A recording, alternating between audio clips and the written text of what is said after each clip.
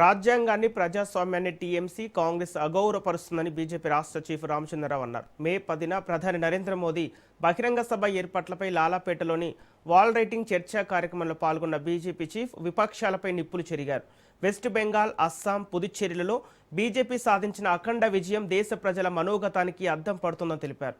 దక్షిణాదిని, ఉత్తరాదిని వేరు చేస్తూ విచ్ఛిన్నకర రాజకీయాలు చేసిన పార్టీలకు తమిళనాడు ప్రజలు బుద్ధి చెప్పారని, ఇప్పుడు తెలంగాణలో కూడా బీజేపీ గెలుపు పవనాలు వీస్తున్నాయని రామచంద్రరావు ధీమా వ్యక్తం చేశారు. పరేడ్ గ్రౌండ్స్లో జరిగే ప్రధాని మోదీ సభకు ప్రజలు లక్షలాదిగా తరలివచ్చి తెలంగాణ గడ్డపై మార్పునకు నాంది పలకాలని పిలుపునిచ్చారు.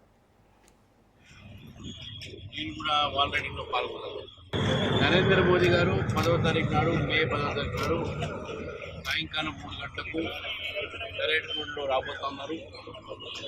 పార్లమెంట్ ఎన్నికల తర్వాత మొట్టమొదటిసారిగా నరేంద్ర మోదీ గారు తెలంగాణకు రావడము, హైదరాబాద్లో వారి బహిరంగ సభ జరగడం. బహిరంగ సభ ముందు దాదాపు 8,000 కోట్ల రూపాయలు తెలంగాణ ప్రజలకు అంకితం చేస్తారు. తన తదనంతరం ఈ యొక్క పబ్లిక్ మీటింగ్ బహిరంగ సభ జరుగుతుంది. తెలంగాణలో కూడా భవనాలు ఇక్కడ మనకు కనబడతా ఉన్నాయి.